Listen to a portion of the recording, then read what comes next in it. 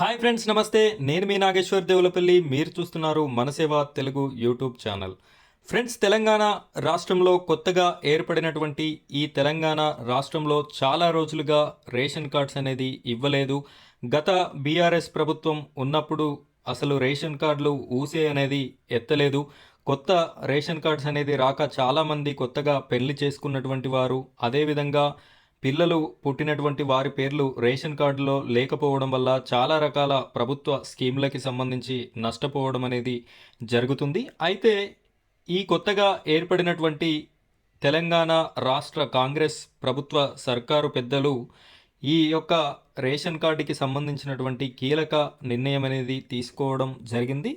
వీరు చెప్పేటటువంటి విషయం ఏంటి, తెలంగాణలో కొత్త రేషన్ కార్డ్స్ అప్లై ఎప్పుడు చేసుకోవాలి అనే పూర్తి ఇన్ఫర్మేషన్ని నేను మీకు ఈ వీడియోలో అందించడం జరుగుతుంది. వీడియోని ఎక్కడా కూడా స్కిప్ చేయకుండా చివరి వరకు చూడండి. ఫ్రెండ్స్, మొదటిసారిగా మన ఛానల్ని ఎవరైనా చూస్తున్నట్టయితే ప్రతి ఒక్కరూ మన ఛానల్ని సబ్స్క్రైబ్ చేసుకోండి. అలాగే మన వీడియోస్ని లైక్ చేయండి. ప్రతి ఒక్కరూ సబ్స్క్రైబ్ పక్కన ఉన్నటువంటి బెల్ ఐకాన్ని కూడా ట్యాప్ చేసి ఆల్ అని సెలెక్ట్ చేసుకున్నట్టయితే నేను పెట్టే ప్రతి వీడియో కూడా మీకు నోటిఫికేషన్ ద్వారా రావడం జరుగుతుంది. తద్వారా నా అన్ని వీడియోస్ని కూడా మీరు చూడడానికి అవకాశం ఉంటుంది. కాబట్టి సబ్స్క్రైబ్ చేసుకొని మన ఛానల్ని సపోర్ట్ చేస్తారని మనస్ఫూర్తిగా కోరుకుంటున్నాను.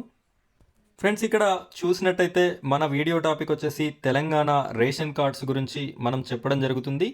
దీనికి సంబంధించినటువంటి మంత్రి గారు, పౌర సరఫరాల శాఖ మంత్రి ఉత్తమ్ కుమార్ రెడ్డి గారు ఒక క్లారిటీ అయితే ఇవ్వడం జరిగింది. అది ఏంటి అనేది మనం ఇక్కడ చూద్దాం. లక్షలాది మంది ఎదురు చూస్తున్న కొత్త రేషన్ కార్డులపై పౌర సరఫరాల శాఖ మంత్రి ఉత్తమ్ కుమార్ రెడ్డి కీలక వ్యాఖ్యలు చేశారు. కులగణన, ధాన్యం సేకరణ పూర్తయ్యాక తెల్ల రేషన్ కార్డుల జారీపై నిర్ణయం తీసుకుంటామన్నారు. ప్రస్తుతమైతే తెలంగాణ రాష్ట్రంలో సమగ్ర కుటుంబ కులగణన సర్వే అనేది జరుగుతుంది. అలాగే ధాన్యం సేకరణ, రైతులు పండించినటువంటి వడ్లని కొనుగోలు కల్లాల ద్వారా చేయడం జరుగుతుంది. ఈ రెండు అంశాలు అయిన తర్వాత ఈ యొక్క రేషన్ కార్డులకి సంబంధించినటువంటి జారీపై నిర్ణయం తీసుకుంటాము అని చెప్పేసి పౌర సరఫరాల శాఖ మంత్రి గారు స్పష్టం చేయడం జరిగింది. తాజాగా ఓ మీడియా ఛానల్తో మాట్లాడిన ఉత్తమ్, గడిచిన 10 ఏళ్ల బీఆర్ఎస్ అనాలోచిత నిర్ణయాల వల్ల సివిల్ సప్లై శాఖ నిర్వీర్యం అయ్యిందని ధ్వజమెత్తారు. మేము అధికారంలోకి వచ్చాక ఈ శాఖలో 55,000 కోట్ల అప్పుని రూపాయలు 11,000 కోట్లకు తగ్గించామన్నారు. ఈ మంత్రి గారు చెప్తున్నది ఏంటంటే, గడిచిన 10 ఏళ్ల బీఆర్ఎస్ సర్కార్ అసలు రేషన్ కార్డ్స్ ఇవ్వలేదు, వారి యొక్క అనాలోచిత నిర్ణయాల వల్ల చాలా నష్టపోయామని చెప్పేసి చెప్పడం జరుగుతుంది.